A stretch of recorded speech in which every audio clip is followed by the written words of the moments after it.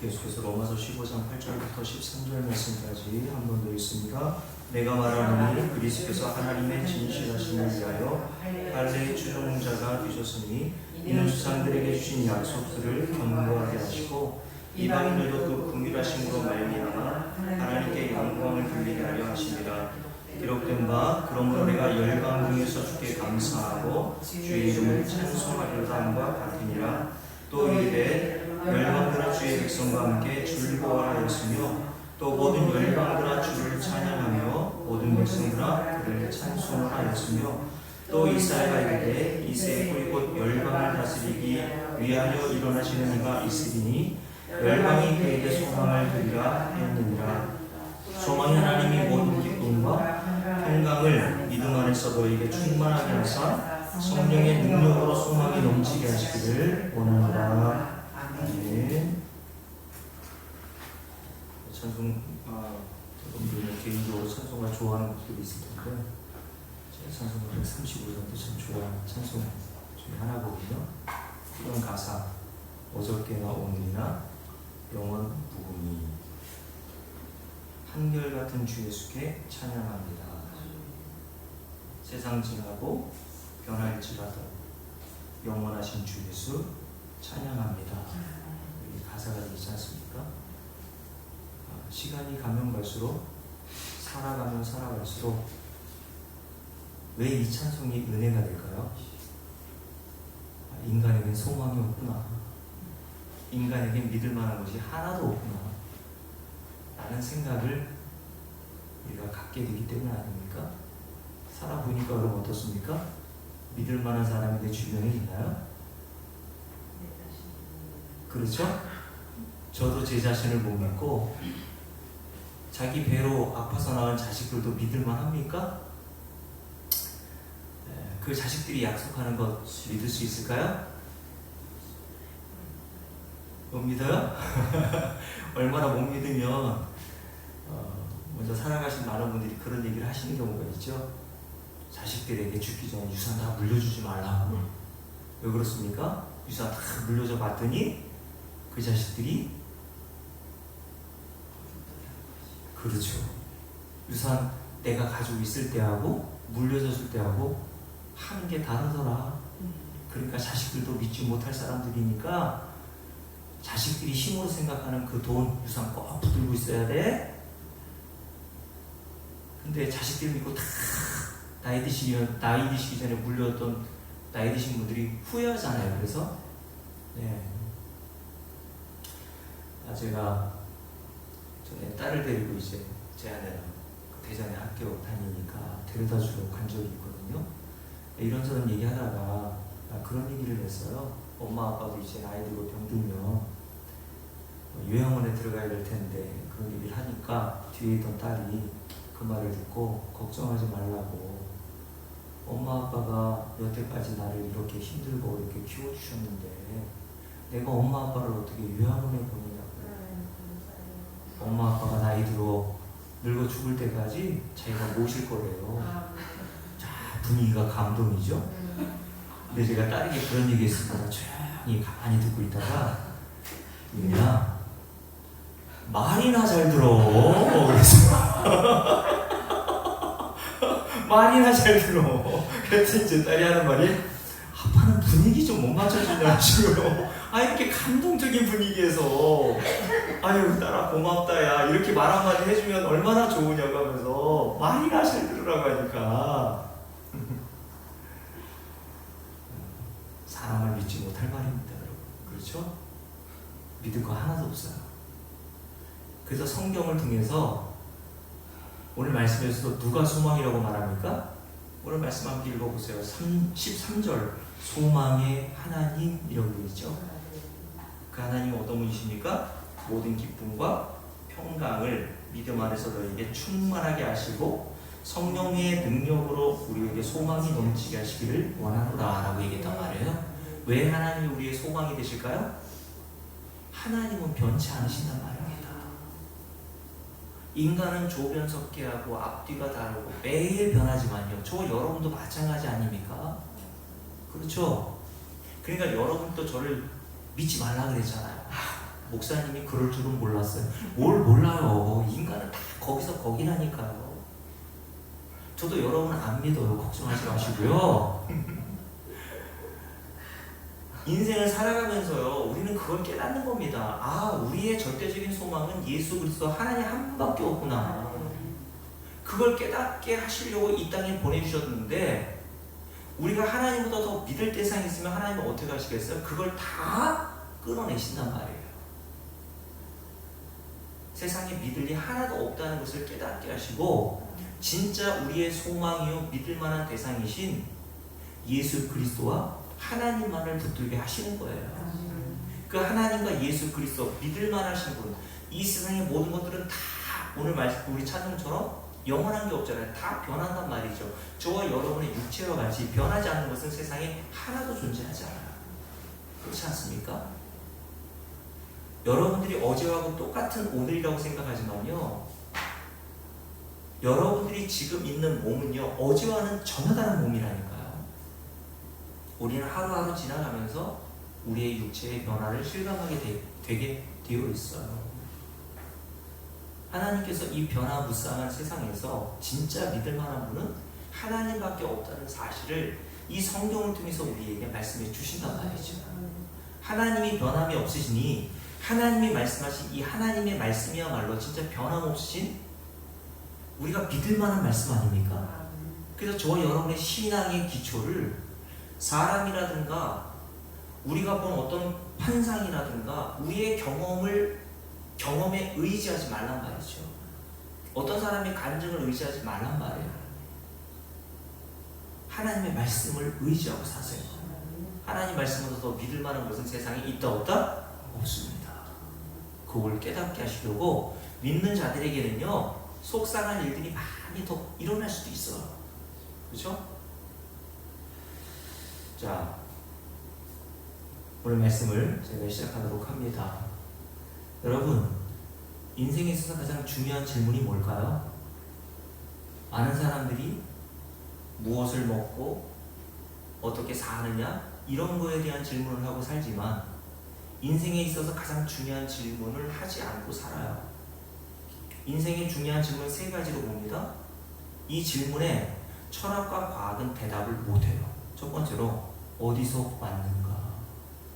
철학이 대답할 수 있나요? 과학이 대답한답시고 내놓은 게 진화론 아닙니까? 빅뱅 이론.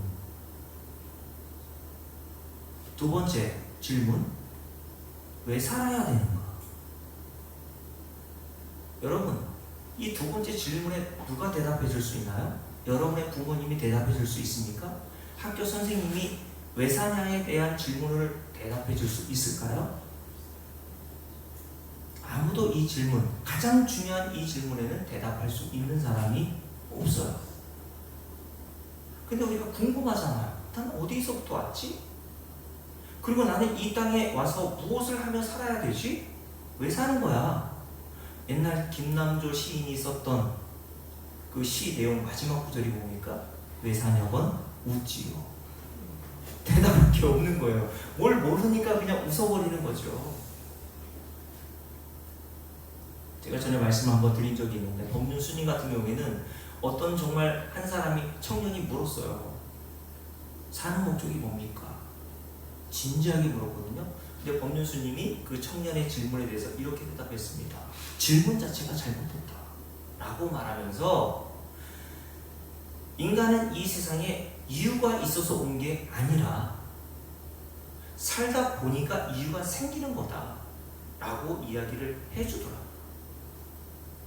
삶의 의미를 이 세상을 살아가면서 만들어 가라는 얘기입니다. 과연 이것이 정답일 수 있을까요? 마지막 세 번째 질문, 우리는 그러면 죽음 이후에 어디로 가는 자들인가? 어디서 왔으며 왜 사는 존재인가? 우리는 죽음 이후에 어디로 가는 존재인가? 이 인생에 있어서 근본적인 세 가지 질문에 대해서 철학, 과학, 어떤 것도 대답할 수 없어요. 이 인생에서 가장 중요한 질문에 대한 해답은요, 성경만이 우리에게 줄 수 있습니다. 왜요? 성경을 기록한 하나님은 이 세상 모든 만물을 창조하신 하나님이시잖아요. 그러니 이 세상 모든 만물을 창조하신 하나님만이 그 인생에 있어서 저와 여러분의 창조의 목적을 설명해 주실 수 있고, 이 땅을 떠나 죽음 이후에 우리가 한 번도 가보지도 못했고 경험하지도 못한 그 내세에 대해서 정확한 답변을 주실 수 있는 분은 하나님 한 분밖에 없어요.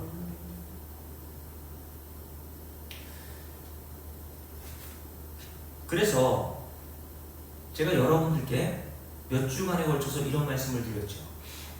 하나님이 이 세상 모든 만물, 저와 여러분을 포함한 모든 이 세상 모든 만물을 창조하신 목적과 죄인인 여러분을 구원하신 목적이 같다라고 말씀드렸죠. 그렇다면 하나님이 저와 여러분을 창조하셨고 이 모든 만물을 창조하신 목적과 구원의 목적이 어디 있다고 말씀을 드렸습니까?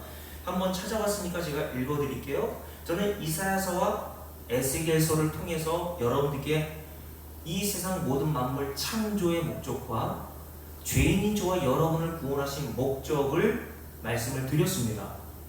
자, 먼저 이사야서 43장 말씀에 보면요, 하나님께서 이사야 선지자를 통해서 7절에서 이렇게 말씀하셨습니다. 내 이름으로 불려지는 모든 자 곧 내가 내 영광을 위하여 창조한 자를 오게 하라 말씀하셨어요.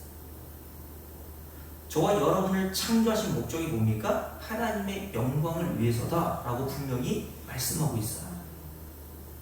자, 그 뒤에 말씀 이사야서 43장 19절부터 21절에 보면 하나님께서 이스라엘 백성들을 향해서 새 일을 행하겠다고 말씀하셨습니다. 여기서 새 일이라는 것은 우리가 생각하고 기대하는 그런 새 일이 아니에요. 가난했는데 부자가 되고, 병걸렸는데 건강해지고, 자식들이 속썩였는데 효자가 되고, 그런 새 일을 말하는 게 아니에요.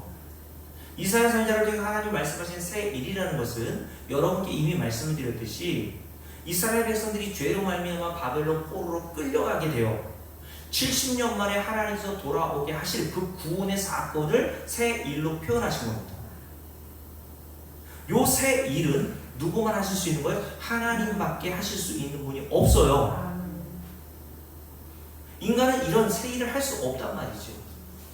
자, 근데 이렇게 말씀했어요. 내가 새 일을 행하리니 저와 여러분을 바벨론 포로에서 이스라엘 백성을 구원하신 것처럼 죄에서 구원해 내시겠다고 말씀하십니다. 그 이유에 대해서 이렇게 말씀하셨어요. 이 백성은 내가 나를 위하여 지었나니 나를 뭐하게요? 찬송하게 하려 함이라. 자, 하나님께서 이스라엘 백성들을 향해서 이 말씀을 하셨다는 것은 저와 여러분들도 포함되어 있다고 말씀을 드리는 겁니다. 왜냐하면 고린도서 5장 우리가 함께 살펴본 대로 하나님께서 구원받은 모든 백성들을 뭐라고 한마디로 표현했냐면 새로운 피조물이라고 표현했죠. New Creation. 하나님이 직접 창조해 내신 자들을 성도, 새로운 피조물이라고 한단 말이에요. 저와 여러분은 겉으로 볼 때는 아무것도 달라진 것 없어 보일지 몰라요. 근데 하나님께서 창조하신 자들 안에는요, 뭔가 새로운 게 있다니까요. 맞습니까? 자, 이렇게 새롭게 창조하신 성도들에게 하나님께서 목적을 가지고 계신데 그 목적이 뭐라고요? 이 세상에서 성공하라는 것이 목적이 아니고 잘 먹고 잘 살다가 오라고 한 것이 하나님이 저와 여러분을 이 세상에 보내주시고 새로운 피조물로 빚어낸 것이 아니라 내가 나를 위하여 지었나니 나의 이름을 찬송하게 하려 함이라고 분명하게 말씀하셨어요.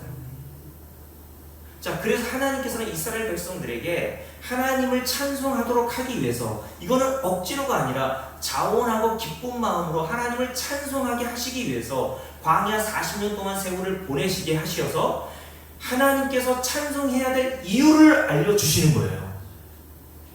저와 여러분은 신앙생활하면서 그리고 이 세상을 살아가면서 뭘 깨닫느냐 하면 하나님을 찬송해야 될 이유를 깨닫게 되는 거예요. 하나님을 예배할 이유를 깨닫게 되는 겁니다. 그 이유를 알지 못하고 예배드리고 찬송하면요, 그렇게 지겨울 수가 없어요. 신앙생활이라는 게. 그건 신앙생활이 아니라 종교생활이라고 그러잖아요. 그래서 하나님께서 이스라엘 백성들에게 광야 40년 동안에 살면서 하나님이 목적하신 진리를 깨닫게 하시죠. 제가 주일날 여러 차례 그 진리에 대한 내용에 대해서 말씀을 드렸잖아요. 인간은 스스로의 능력으로 어떻게 할 수 없어요? 진리를 깨달아 예수를 믿고 영생에 이를 수 없다. 그래서 하나님의 절대적인 개입이 있어야 되고 그것을 성경은 은혜라고 한단 말이라고 이야기를 드렸잖아요. 그 진리를 깨닫게 하시기 위해서 저와 여러분에게 알려주시기 위해서 이스라엘 백성들을 하나님께서 그 역할을 하도록 맡기신 거란 말이에요. 그래서 이스라엘 백성들이 40년 동안 하나님께 내어놓은 게 뭡니까? 출애굽기 20장에 보면 하나님께서 그들에게 율법과 계명을 주시고 그들과 언약을 하시는 내용이 기록되어 있죠. 그때 전 이스라엘 모든 민족이 그 계명을 듣고 우리가 하나님 말씀 그 계명대로 다 준행하겠습니다 라고 그 계약서에 사인했단 말이에요. 그리고 난 다음에 출애굽기 32장에서 일어난 일이 뭐였다고요? 금송아지를 섬기는 우상 숭배하는 일이 벌어지죠. 그때 하나님께서 모세에게 뭐라고 말씀입니까? 이들을 다 진멸하여 버리겠다고 말씀하신 거예요. 여러분, 이때 이스라엘 백성들이 하나님의 심판으로 말미암아 다 진멸당해야 마땅한 자들이었단 말이죠. 그게 바로 우리의 인생이요 저와 여러분의 실체임을 하나님께서 보여주신 겁니다. 그래서 성도는 먼저 뭘 깨닫습니까? 내가 하나님의 진노를 받아 마땅한 자라는 사실을 말씀을 통해서 매일 깨닫게 해주시는 거예요. 그래서 로마서 3장에 보면 하나님이 율법, 성경을 주신 목적이 뭐라고 했습니까? 중요하니까 다시 읽어볼게요. 로마서 3장을 볼게요.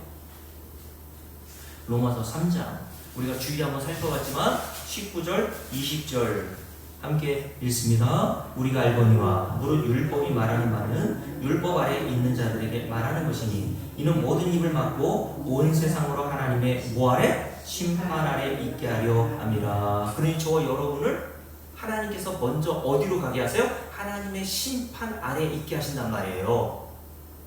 하나님의 심판 아래 있다는 것은 어떤 인간도 하나님의 심판을 피할 수 없다는 사실을 깨닫게 하시는 거예요. 이거는 성도들만 알아먹어요. 윤리와 도덕적으로 다른 사람보다 더 나은 삶을 사는 성도임에도 불구하고 나는 하나님의 심판을 받아 마땅한 자라는 사실을 하나님의 말씀의 빛을 통해서 깨달아요. 그래서 우리에게 뭘 주셨어요? 이 율법, 성경을 주신 겁니다. 그래서 20절 말씀 함께 읽습니다. 그러므로 율법 행위로 그의 앞에 뭐 할 자가 없어요? 의롭다 하심을 얻을 육체가 없나니. 율법으로는 여기서 성경입니다. 율법은 성경이에요. 율법 혹은 성경 뭐 여러 단어로 사용되고 있는데 그냥 쉽게 성경이라고 하자고요. 저와 여러분에게 창세기부터 요한계시록 이 성경을 주신 이유가 뭡니까? 이 성경을 잘 읽고 여러 번 반복하고 외워서 어떻게 하면 이 세상에서 행복할 수 있는 방법을 배우라고 하는 거예요? 어떻게 하면 다니엘과 같이 내 자식을 공부 잘하게 하고 똑똑하게 해서 성공하게 할 수 있는 방법을 배우라고 주신 겁니까? 오늘 말씀 뭐라고 됐습니까? 율법으로는 성경으로는 주를 막 먹어놓으세요. 죄를 깨달음이니라. 하나님이 율법을 주신 목적이 있다는데 바로 그 율법을 주신 첫 번째 목적이 뭐라고요? 죄를 깨닫게 해주시기 위해서. 자, 그 죄에 대한 목록들이 로마서 1장을 보실까요? 로마서 1장에 보면요, 로마서 1장 보세요. 32절 말씀 함께 읽습니다. 그들이 이 같은 일을 행하는 자는 어디에 해당한다고요? 사형에 해당한다고 누가 정하셨어요? 이건철 목사가 정한 거 아닙니다. 하나님께서 정하심을 알고도 라고 했어요. 자기들만 행할 뿐만 아니라 또한 그런 일을 행하는 자들을 또 옳다 하느니라 라고 얘기했습니다. 그 정도는 괜찮아. 그게 무슨 큰 죄겠니? 이런 식으로 죄를 가볍게 여긴단 말이에요. 근데 하나님이 보실 때 그 죄는 어떤 죄? 사형에 해당할 만한 죄라고 여기신단 말이에요. 근데 인간이 볼 때는 그게 뭐가 죄야? 그래 죄라고 인정해 주지. 근데 그 정도가 무슨 사형에 해당하는 죄, 지옥에 들어갈 형벌 정도가 될 수 있니? 최소한 지옥에 들어가야 될 형벌이라면 사람을 몇 명 정도는 살해야 지옥에 들어가는 거지. 내가 무슨 지옥에 들어갈 만한 죄를 지었어? 라고 사람들이 생각한단 말이죠. 근데 여러분, 다시 32절 말씀에 보면 이 같은 일을 행하는 자는 사형에 해당한다고 하나님께서 정하셨다고 하셨는데 그 일의 내용이 뭡니까? 그 앞부분에 있어서는 동성애에 관련된 말씀을 쭉 하시죠. 우리는 동성애 정도 하면 당연히 지옥 가야지. 맞습니까? 제가 이제 자주 이런 질문을 하고 또 여러분들이 생각하는 의도대로 제가 대답을 안 해주니까 대답을 못 하겠죠? 사람들은 동성애 하면 어떻게 그런 일을 행할 수 있어? 그렇다고 쳐요. 그런데 그 뒤에 목록이 또 추가돼요. 29절 말씀부터 쭉 읽습니다. 함께 읽을게요. 곧 모든 불의, 추악, 탐욕, 악의가 가득한 자요, 시기. 여기다 여러분 줄을 그어보세요. 시기 없는 사람은 손 들어보세요. 나 시기하는 적 한 번도 없어. 여러분, 시기가 안 하려고 해도 우리는 어떤 상황이 딱 벌어지면 시기가 나요, 안 나요? 난단 말입니다. 읽으면서 그렇지 않습니까? 나의 가장 친한 친구, 자식, 그리고 내 자식이 있는데 똑같이 고3이에요. 근데 나랑 가장 친한 친구의 자식은 서울대 의대에 들어가. 내 자식은 그렇지 못하고 지방대 들어가. 시기가 안 납니까? 그냥 온전히 축하만 해줘요. 야, 정말 네 아들 서울대 의대에 들어간 거 정말 잘 됐다. 속은 천불이 나죠. 그러면서 집에 와가지고 애새끼 머리 딱 때리죠. 너는 뭐 했니 지금까지? 누구 자식은 그렇게 서울대 의대에 들어갔는데? 여러분, 목사에게도 다 있단 말입니다. 그런 시기라는 거는요. 없는 척 할 뿐인 거예요. 모든 인간에게 시기 없는 인간이 어디 있습니까? 안 그래요? 그러면서 이렇게 얘기합니다. 또 죄의 목록을 잘 보세요. 시기, 살인, 분쟁, 사기, 악독이 가득한 자요, 수군수군하는 자요. 한 번도 수군수군 안 해본 사람 있나요? 남에 대해서 뒷담화. 저 읽으면서 그런 적 없어요? 저거 가끔 난 저거 안 해본 사람은 사람이 아닌 거예요. 그가 하나님인 겁니다, 여러분. 하나님은 죄와 무관하신 분이잖아요. 수군수군하는 일 매일 일어나잖아요, 우리. 여러분, 남 얘기하는 것만큼 재밌는 게 어디 있습니까? 안 그래요? 남 없을 때. 그래서 어떤 분이 막 얘기하다가 그런 얘기 하더라고요. 화장실 가고 싶은데 화장실을 갈 수가 없다는 거예요. 내 얘기할까봐. 그래서 화장실 가고 꼭꼭 참고 있더라고요. 왜요? 자기가 남이 없을 때는 남 얘기 막 하거든요. 그러니까 자기 없을 때 또 다른 사람이 자기 얘기할까봐 화장실도 못 가고 이렇게 참고 앉아있는 모습을 제가 본 적이 있어요. 교회는 안 그래요? 교회는 수군수군 없습니까? 함께 읽습니다. 30절. 비방하는 자요. 난 비방한 적 없어요, 여러분? 하나님께서 미워하시는 자요, 능욕하는 자요, 교만한 자요, 자랑하는 자요. 자랑한 적 없습니까? 악을 도모하는 자요, 부모를 거역하는 자요, 우매한 자요, 배약하는 자요, 무정한 자요, 무자비한 자라. 여러분과 저는 무자비하지 않습니까? 여러분, 32절 이 목록들을 쭉 읽어보시고 다시 한번 읽어보세요. 함께 읽습니다. 그들이 이 같은 일을 행하는 자는 어디에 해당한다고요? 사형에 해당한다고 누가 정하셨대요? 제가 정한 게 아니에요. 제가 정했으면 이런 걸 왜 사형에 해당한다고 말합니까? 세상에 시기한다고 이 세상 재판관이 너 사형이야? 라고 하면 여러분 용납이 돼요? 안 되잖아요. 근데 하나님의 법정 앞에 저와 여러분이 있으면요, 이 모든 죄의 목록들을 가지고 하나님이 뭐라고 하신다고? 너 사형이야. 여러분, 왜 이런 말씀을 하십니까? 하박국서 1장에 보면 하나님을 이렇게 표현해요. 하나님은 얼마나 거룩하시고 눈이 정결하신 분이신지 조그마한 죄도 참아보지 못하신다라고 했어요. 우리가 생각하는 이 작은 죄의 개념을 하나님께 들이대잖아요. 하나님은 구토 나오신단 말이에요. 역겨워 견뎌 하실 수 없는 분이 거룩하신 하나님의 성품입니다. 여러분, 그러니 여러분들이 29절부터 31절까지 쭉 읽고 나서 32절 말씀, 사형에 해당한다고 하나님께 정하심을 알고도, 그럼 저와 여러분은 뭐예요? 사형이에요. 사형은 뭡니까? 영원한 지옥 형벌로 보내줘도 할 말이 없는 자들이라는 것을 하나님께서 이 말씀을 통해서 깨닫게 하신단 말이에요. 뭐를 통해서? 로마 3장 율법을 통하여, 성경을 통하여 요게 죄라는 걸 너를 깨닫게 해주실 거야. 예수 믿지 않았을 때는 요 정도 죄는 죄로 여기지도 않았잖아요, 여러분. 근데 여러분들이 진짜 성령이 임하여서 말씀의 조명으로 쭉 비춰지잖아요. 그러면 전에 보이지 않았던 이 죄의 목록들이 내 안에서 일어나는 것을 보고 얼마나 죄에 민감해지는지요.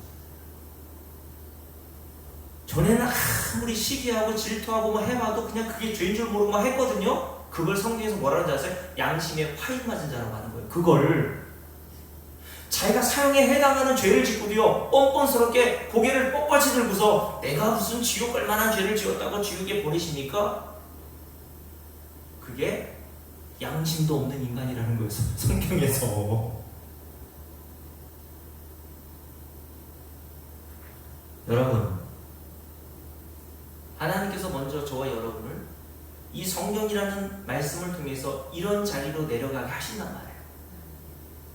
이렇게 죄에 민감해진 사도 바울이 그래서 가면 갈수록 자기를 낮추게 되는 거예요. 처음에는요, 자기는 모든 사도들보다 지극히 작은 자라고 얘기했거든요. 사도들, 예수님의 제자들보다 작은 자, 사도로서 나는 부름받을 자격이 없는 자, 요 정도도 괜찮잖아요. 근데 조금 더 세월이 지나서 도덕과 윤리적으로는 훨씬 더 훌륭하게 살았는데요. 에베소 3장을 보실까요? 에베소 3장을 보세요. 에베소 3장 한번 보세요. 에베소 3장에 보면요, 에베소서도 옥중서신이라고 했습니다. 그러니까 복음을 실컷 전하다가 억울하게 두드려 맞고 감옥에 갇힌 신세가 되어 에베소 교회 성도들에게 쓴 서신이 에베소서라는 거예요. 근데 에베소 3장에서 자신을 가리켜 뭐라고 얘기합니까? 자신을 가리켜 뭐라고 얘기해요? 자, 3장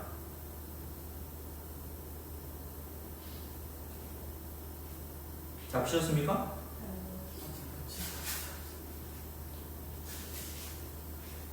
자, 여기 없나 보네요. 빌립보서인가요? 제가 생각이 나는 대로 지금 이렇게 하다 보니까 눈에 안 보이네요. 자, 한번 찾아보세요. 에베소서 같은데, 네? 성경이 있어요. 자기를 가리켜 뭐라고 말했냐면 사도 바울이 처음에는 사도들보다 나는 가장 작은 자라고 얘기했던 사도 바울이 좀 더 시간이 지나서 윤리와 도덕적으로는 괜찮은 사람이 되었음에도 불구하고 나는 지극히 작은 성도들 중에서도 가장 작은 자라고 얘기했어요. 빨리 찾아보세요. 지극히 작은 자 중에서도 가장 작은 나라고 얘기했단 말이에요. 그리고 디모데서 1장, 이제 생명의 위기가 있어 이 땅을 떠날 때쯤에는 뭐라고 자기를 표현했냐면 나는 여러분들이 잘 알듯이 죄인 중에 괴수라고 이야기를 했습니다. 자, 집에 가서 찾아보시고요. 저를 보시면 됩니다. 자, 이렇게 사도 바울이 시간이 가면 갈수록 자기를 더 낮추게 된 이유가 뭡니까? 하나님의 말씀의 빛이 점점 더 비춰오니까 죄가 뭔지를 깨닫게 되어 자기는 죄인 중에 괴수니까 마땅히 하나님의 심판대 앞에서 사형을 받아도 할 말이 없는 자로 보게 된 거예요. 이런 자리로 먼저 하나님께서 내려 보내시는 이유가 뭡니까? 이스라엘 백성들은 왜 이런 광야에서 자신의 이런 실체를 보게 하시죠? 제가 말씀드렸잖아요. 이렇게 자기를 깨달아야 나는 하나님의 나라에 들어갈 자격이나 어떤 명분이나 어떤 조건이 하나도 갖춰지지 않은 자구나. 그런데 내가 어떻게 하나님 나라에 들어갔지? 하나님의 자비와 긍휼과 은혜 때문이구나. 요거 알아야 뭐가 나와요? 찬송이 나오는 거예요. 그러니까 여러분들이 진짜 죄가 뭔지를 제대로 깨닫지 못하면요, 구원이 뭔 줄을 몰라요. 제가 주일에 새로 오신 분들하고 식사하고 우리 어린이집 원장님하고 이런저런 얘기 나누면서 제가 이런 지옥에 관련된 이야기를 했거든요. 계시록 6장에 보면 하나님의 마지막 심판을 당하는 사람들이 얼마나 그 심판이 두려웠으면 차라리 그 심판을 받는 것보다 바위가 산이 내 머리 위에 떨어져서 내 생명을 잃는 것이 낫다고 얘기했어요. 그랬더니 그 원장님이 저한테 그렇게 물어보시더라고요. 지옥이 그렇게 무서운데요? 제가 그래서 그런 얘기 해드렸습니다. 우리가 이 땅에서 힘들다, 어려운 환경에 처해 있다 그러면 대번 지옥 같다는 말을 자주 하지 않습니까? 군대 가서 훈련 4주, 5주, 6주 젊은 애들이 받잖아요. 그럼 지옥 같다고 얘기합니다. 근데 여러분, 진짜 지옥이라는 곳은요, 말로 형용할 수 없는 장소예요. 오죽했으면 예수님께서 마태복음에 뭐라고 말씀하셨습니까? 얘야, 제자들에게, 저 여러분에게 두 팔과 두 다리를 다 가지고 지옥에 던져지는 것보다는 한 손 잃고 한 눈 빠지고 한 다리 잃고 하나님 나라 영생에 들어가는 것이 훨씬 낫다. 여러분, 이 세상에서 진짜 그러므로 성공이 뭡니까? 예수 믿고 영생에 들어가는 겁니다. 맞습니까, 여러분? 하나님께서 이러한 진리를 깨닫게 해주셔야 죄가 뭔 줄 알고 내가 처해져야 될 그 비참한 상황이 뭔 줄을 알아야 거기에서 구원해 주신 하나님의 은혜가 감격스럽고 감사하고 기쁠 거 아니에요. 그래서 주님께서 복음서에서 이런 말씀하셨죠. 나는 건강한 자를 위해서 온 것이 아니라 병든 자를 위해서 왔어. 건강한 자는 예수가 필요 없단 말이에요. 건강해서 예수가 필요 없다고 하는 게 아니라 자기가 건강한 줄로 착각해요. 암 말기인데. 근데 암 말기에 걸려서 진짜 고통스러워하는 사람들은요, 그 말기암 환자를 고칠 수 있는 의원이 왔다는 소식이 어떤 소식으로 들려요? 복음으로 들리는 거예요. 그게 죄인 겁니다. 그래서 하나님이 뭐 하신다고요? 먼저 죄를 깨닫게 하신다는 거예요. 그리고 그 죄가 가져올 심판과 사망이라고 하는 형벌이 얼마나 두려운 것인지를 하나님께서 말씀을 통해서 깨닫게 하십니다.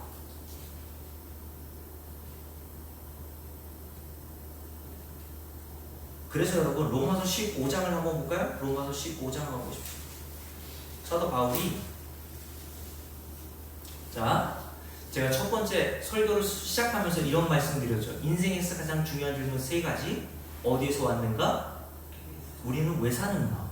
죽음 후에 어디로 가는가? 지금 두 번째 질문인 왜 사는가에 대한 이야기를 말씀을 드리면서 하나님께서 저와 여러분을 왜 이 땅에 창조하셨다는 사실을 어디에서 말씀을 드렸습니까? 이사야 43장의 말씀을 통해서 하나님이 저와 여러분에게 뭐라고 하셨어요? 내가 너를 창조한 이유는 네가 나를 찬송하게 하기 위해서야. 그리고 저와 여러분에게 하나님께서 찬송하도록 하기 위해서 진리를 깨닫게 해준다고 그랬죠. 죄가 뭔지를, 그 죄가 가져올 형벌이 어떠한지를 깨닫게 해주셔서 그 죄의 형벌로부터 우리를 구원하신 하나님의 은혜를, 그 진리를 깨닫게 하신단 말이에요. 그래서 어떻게 하세요? 하나님의 이름과 그 아들 예수를 찬송하고 그분에게 감사하게 한단 말이죠. 그게 창조의 목적이니까요. 맞습니까? 그래서 오늘 15장을 보세요. 사도 바울이 구약의 학자로서 구약의 여러 곳을 인용해서 이렇게 이야기를 합니다. 9절 말씀 함께 읽습니다. 이방인들도 그 긍휼하심으로 말미암아 하나님께 영광을 돌리게 하십니다. 그러니까 이방인들이나 유대인들이나 전 인류를 말하는 거예요. 하나님께서 뭐로 구원하십니까? 그들의 행위로는 구원받을 수 없기에 하나님의 긍휼로 구원해 주신다는 얘기예요. 그러니 모든 인류는 내가 하나님의 긍휼이 없었으면, 자비와 은혜가 없었으면 어떻게 할 뻔했나 라는 그 진리를 깨닫게 돼요. 그 뒤에 뭐가 나옵니까? 함께 읽어볼게요. 하나님께 영광을 돌리게 하려 하심이라 기록된 바, 그러므로 내가 열방 중에서 뭐하고요? 주께 감사하고 주의 이름을 찬송하리로다 함과 같으니라. 또 이르되 열방들아, 이게 구원받은 모든 백성들을 열방들아 이렇게 부르는 거예요. 열방들아, 주의 백성과 함께 뭐하라고요? 즐거워하라 하였으며, 또 모든 열방들아 뭐하라고요? 주를 찬양하며 모든 백성들아 그를 찬송하라 하였으며 라고 얘기했죠. 계속 찬송, 즐거워하라, 감사하라, 이런 말씀들이, 이런 단어들이 계속 쏟아져 나오고 있잖아요. 결국 하나님께서 로마서 15장을 통해서, 사도 바울을 통해서 뭘 깨닫게 하십니까? 하나님이 만들어 놓으신 새로운 피조물인 성도는 결국 하나님이 새로운 피조물로 창조하신 목적대로 어디로 가요? 하나님과 우리 주 예수 그리스도에 대한 감사와 찬송을 하도록 인도하신단 말이에요. 그게 예배입니다, 여러분.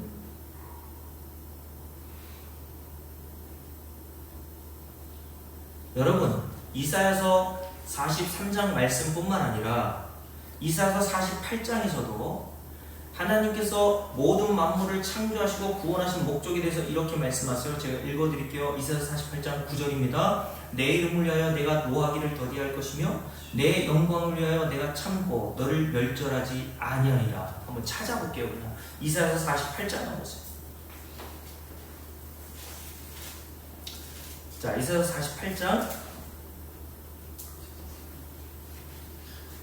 9절입니다. 다 찾으셨죠? 함께 읽습니다. 그 위부터 읽을게요. 8절부터 읽습니다. 네가 과연 듣지도 못하였고 알지도 못하였으며 네 귀가 옛적부터 열리지 못하였나니 이는 네가 정녕 뭐했어요? 배신하여 어디서부터? 모태에서부터 네가 배역한 자라 불린 줄을 네가 알았습니다. 모태의 죄인이란 말이에요, 인간은. 근데 하나님께서 왜 이런 죄인들을 구원해 내십니까? 왜요? 여러분들을 구원하실 이유가 하나님께 있어요? 없어요. 근데 왜 저와 여러분을 위하여 구원하십니까? 함께 읽을게요. 9절. 내 이름을 위하여 주를 구원하십시오. 내 이름을 위하여, 여기에다가요 뭐 하시겠다고요? 내가 노하기를 더디할 것이며 내 영광을 위하여 주를 구원하세요. 내 영광을 위하여 어떻게 하시겠다고요? 내가 참고 너를 멸절하지 아니하리라. 뭐를 위해서요? 내 이름을 위해서, 내 영광을 위해서 라고 말씀하셨어요. 뭐 하시겠다고요? 너를 참고 너를 멸절하지 않을 거야 라고 말씀하신단 말이에요. 뭐를 위해서? 하나님의 이름과 하나님의 영광을 위하여서. 그러니 저와 여러분이 하나님을 이렇게 영광스럽게 하고 찬송하려면 요게 어떤 말씀인지가 깨달아져야 되잖아요. 내가 모태에서부터 하나님 앞에 죄인으로서 영원한 사망에 들어가야 될 자라는 사실을 깨달아야. 그렇지 않아요, 여러분?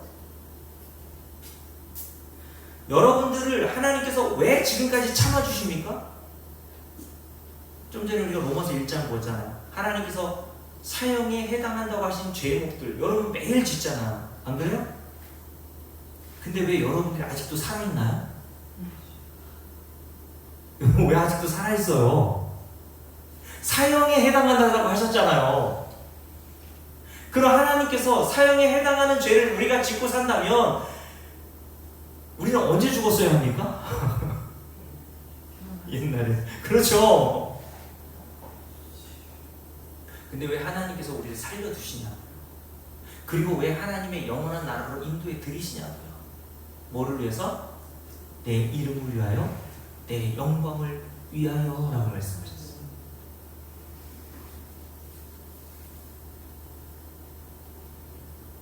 여러분, 신명기 28장을 볼까요? 신명기 28장에 보면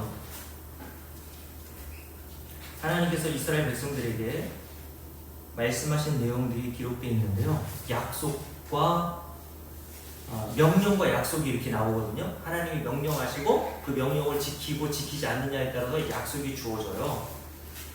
그 약속이 어떤 내용이었습니까? 자, 28장 1절 보십시오. 네가 네 하나님 여호와의 말씀을 삼가 듣고 내가 오늘 네게 명령하는 그 모든 명령을 지켜 행하면 네 하나님 여호와께서 너를 세계 모든 민족에 뛰어나게 하실 것이라. 네가 네 하나님 여호와의 말씀을 순종하면 이 모든 복이 내게 임하여 내게 이르리니 라고 하면서 복의 내용이 3절부터 쭉 이어지죠. 19절까지. 그죠? 이 내용을 우리가 굉장히 좋아하잖아요. 그죠? 들어가도 복, 나와도 복, 또 반죽거리시 복, 머리가 될지언정 꼬리가 되지 않고.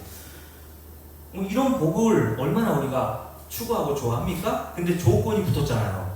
어떻게 하면 28장 1절 오늘 내게 명령하는 그의 모든이에요? 일부예요? 모든 이런 데다 여러분 줄을 거무시란 말입니다. 한두 가지 지키면 안 되고요. 하나님이 명령하신 모든 계명을 다 지켜야 유복을 받아 라고 말씀하신 거예요. 자, 그리고 난 다음에 20절부터는 뭐라고 말씀하십니까? 불순종하여 받는 저주라고 되어 있죠. 여러분 성경에. 자, 그러면서 이런 말씀하시죠? 20절 말씀 함께 했습니다. 네가 악을 행하여 그를 잊음으로 내 손으로 하는 모든 일에 여호와께서 저주와 혼란과 책망을 내리사 망하며 속히 파멸하게 하실 것이며 여호와께서 내 몸에 연병이 들게 하사 네가 들어가 차지할 땅에서 마침내 너를 멸하실 것이며 여호와께서 어떤 거? 폐병과 열병과 염증과 학질과 한재와 풍재와 썩는 재앙으로 너를 치시니 이 재앙들이 너를 따라서 너를 진멸하게 할 것이라. 내 머리 위에 하늘은 뭐가 되고요? 놋이 되고 내 아래의 땅은 철이 될 것이며 여호와께서 비 대신에 티끌과 모래를 내 땅에 내리시리니 그것들이 하늘에서 내 위에 내려 마침내 너를 어떻게 한다고요? 멸하리라. 어떻게 하면요? 45절 말씀이었어요. 28장 45절 함께 했습니다. 내가 내 하나님 여호와의 말씀을 청종하지 아니하고 내게 명령하신 그의 명령과 규례를 지키지 아니하면 이 모든 저주가 내게 와서 너를 따르고 내게 이르러 마침내 너를 멸하니 이 모든 저주가 너와 내 자손에게 영원히 있어서 표준과 훈계가 되리라 라고 말씀하셨어요. 여러분, 그러면 저와 여러분은 오늘 이 말씀만 딱 놓고 보면 복을 받아야 될 사람입니까? 저주를 받아야 될 사람입니까? 인정하시는 거예요? 억지로 인정하지 마시고 오늘 말씀이 뭐라 그랬습니까? 모든 계명을 다 지키면 요복 주고 네가 하나라도 어기면 하나님이 저주를 내리실 거야. 근데 로마서 1장에서 우리가 하나님께서 사형에 해당하는 죄라고 말씀하신 그 죄를 매일 짓고 살잖아요. 그러면 저와 여러분은 이런 저주를 받아야 되죠. 어떤 저주요? 우리가 좀 전에 읽었지 않습니까? 22절 폐병에 걸려야 돼요. 열병에 걸려야 돼요. 염증과 학질과 한재, 풍재, 썩는 재앙 이런 걸로 하나님께서 저와 여러분을 매일 치셔야 합니다. 매일. 그리고 어떻게 하셔야 하죠? 하늘은 놋이 되고 내 아래의 땅은 철이 된대요. 이게 뭐냐면 비가 내리지 않는 거예요. 그래 농사가 되겠습니까? 인간이 아무리 수고한다고 해도 비가 내리지 않으면 인간은 먹을 수가 없어요. 굶어 죽습니다. 여러분, 오늘 얼마나 시원한 비가 내렸습니까? 9월인데도 34도, 35도. 내년이 더 걱정되고 10년 후가 더 걱정되지 않습니까? 제가 그래서 제 딸한테 그랬다고 했잖아요. 얘들아 고생해라. 아빠가 먼저 간다. 여러분, 올해가 얼마나 더웠으면 사과는 좀 많이 열렸는데 사과가 화상을 입었대잖아. 사람이 뜨거운 데 되면 화상을 입듯이요. 과일도요. 날씨가 너무 뜨거우니까 화상을 입어가지고요. 한쪽이 이렇게 까맣게 이렇게 썩은 것처럼 그렇게 변색이 됐더라고요. 그래서 상품성이 없어가지고 올 추석 때 뭐 사과 한 박스에 선물하려면 8만원, 10만원짜리 그렇게 비싸요. 여러분, 그런 거 보면서 우리가 어떤 생각합니까? 그래도 감사가 나옵니까? 아니면 오늘 더워 죽겠네. 여러분, 우리가 행한 일로 보면요, 오늘 비가 오면 안 된다니까요. 안 그래요? 34도, 5도요? 이 정도는 괜찮은 거예요, 여러분. 그래도 저와 여러분은 다 농사 짓고 거두고 먹고 살지 않습니까? 여러분, 그러니까 우리가 하루하루 사는 것 자체가 이 말씀의 빛을 비추어 여러분과 저 자신을 보니까 하나님이 곡식 하나라도 나게 하시면 안 되고요, 우리에게 먹이시면 안 된다니까요. 그렇지 않아요? 마태복음 5장을 볼게요. 마태복음 5장에 보면요, 그래서 하나님께서 이 세상 모든 자연 만물을 하나님이 영광을 해서 창조하셨다 그랬죠. 그죠? 이 모든 세계 만물, 자연 모든 세계가 하나님의 이름과 하나님의 능력 그리고 하나님의 자비와 긍휼을 증거하는 도구로 사용되는 거예요. 그래서 43절 말씀을 봅니다. 쭉 읽어볼게요. 5장 43절부터 또 내 이웃을 사랑하고 내 원수를 미워하라 하였다는 것을 너희가 들었으나 나는 너희에게 이르노니 너희 원수를 사랑하며 너희를 박해하는 자를 위하여 기도하라. 이같이 한즉 하늘에 계신 너희 아버지의 아들이 되리니. 그러면 저 여러분 하나님의 아들이 될 수 있나요? 이같이 한즉이라고 되어 있잖아요. 어떻게 하래요? 너희 원수를 사랑하고 너를 박해하는 자를 위해서 기도하래요. 원수 사랑 가능하던가요? 네? 목사들도 안 돼요. 목사들도요, 미워하는 사람하고 밥 먹기 싫어해요. 저희 지방에서도 제가 바른 말 몇 마디 해서 어르신 몇 분이 저를 싫어한다니까요. 인간은요, 원수 사랑이 어떻게 됩니까? 근데 뭐라고 되어 있습니까? 원수를 사랑하여 너희를 박해하는 자를 위하여 기도하라. 이같이 한즉 하늘에 계신 너희 아버지의 아들이 되리니. 그러면 저와 여러분이 하나님의 자녀가 될 자격이 있어요? 없잖아.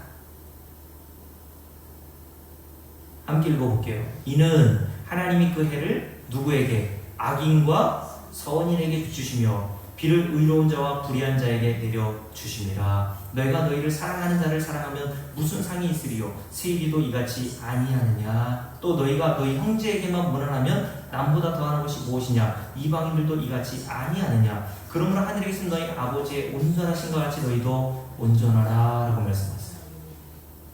여러분, 45절 말씀을 보면요, 하나님이 어떤 분이시래요? 그 해를 누구에게? 악인과 선인에게 비추시며 비를 의로운 자와 불의한 자에게 동일하게 내려주신다. 오늘 비가 내리는 것을 보면서 하나님을 믿지 않고 하나님을 모독하며 사는 모든 인간의 밭에, 농작물에 비를 내려주시는 것을 보면서 여러분은 어떤 것을 깨닫게 됩니까? 하나님이 얼마나 자비하신지. 그렇잖아요, 여러분? 우리가 원수를 어떻게 사랑해요? 근데 저 여러분은 하나님의 아들을 살해한 하나님의 원수잖아요. 그렇잖아요? 근데 하나님께서 그런 저와 여러분, 원수처럼 대하셔도 할 말이 없는 저와 여러분을 하나님이 자기 아들로 삼아주신단 말이죠. 그러니 여러분, 이 세상 모든 만물은 뭘 증거해요? 하나님의 긍휼과 하나님의 자비가 얼마나 풍성하신지를 증거합니다, 여러분. 저와 여러분이 이 세상에 그래도 이만큼 건강하게 사는 것 자체가 여러분과 저의 열심히 건강을 위해서 노력하는 노력 덕분이 아니라 하나님의 자비와 긍휼이 크기 때문인 거예요. 그걸 깨달아 먹어야 여러분들은 날마다 찬송이 나오는 겁니다. 맞습니까?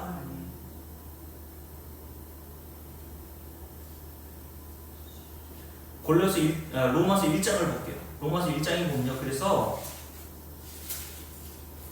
사도 바울이 로마교회 성도들에게 이렇게 이야기했죠. 로마서 1장을 보십시오. 여기까지 하고 맞춰야 되겠네요. 로마서 1장 보십시오. 20절 말씀 읽겠습니다. 창세로부터 그의 보이지 아니한 것들 곧 그의 영원하신 능력과 신성이 그가 만드신 만물에 어떻게 했다고요? 분명히 보여 알려졌나니 그러므로 그들이 핑계하지 못할지니라. 하나님이 만드신 모든 창조 만물에는 뭐가 들어있다고요? 영원하신 하나님의 능력과 하나님의 신성, 하나님이 어떤 분인지가 이 만물 안에 다 드러나 있다는 거예요. 그러니까 이 세상 모든 만물, 저와 여러분의 신체, 이 모든 자연 구조가 돌아가는 이 세상 원리들을 보면요, 하나님의 자비와 긍휼과 은혜가 다 담겨 있는 하나의 그릇이란 말이에요. 그걸 깨닫는 자들이 성도고 깨닫지 못하는 자들이 성도가 아닌 거예요. 말씀을 마칠게요. 사랑하는 성도 여러분, 로마서 15장에 보면 사도 바울이 이 진리를 깨닫고 나서 하나님께서 죄인 중에 그리스도인 자기에게 행하신 놀라운 자비와 긍휼, 이 은혜를 깨닫고 열방들아 주를 찬송하고 주에게 감사하라고 했어요. 그러니 동일한 성령이 저와 여러분에게 임했다면 우리가 하루하루 살아가면서 하나님이 주시는 은혜와 자비와 긍휼을 깨닫게 되어 날마다 우리는 하나님을 찬송하고도 모자른 시간이란 말이에요. 인생은. 근데 우리는 그렇게 살지 못하잖아요. 그게 죄란 말입니다. 여러분.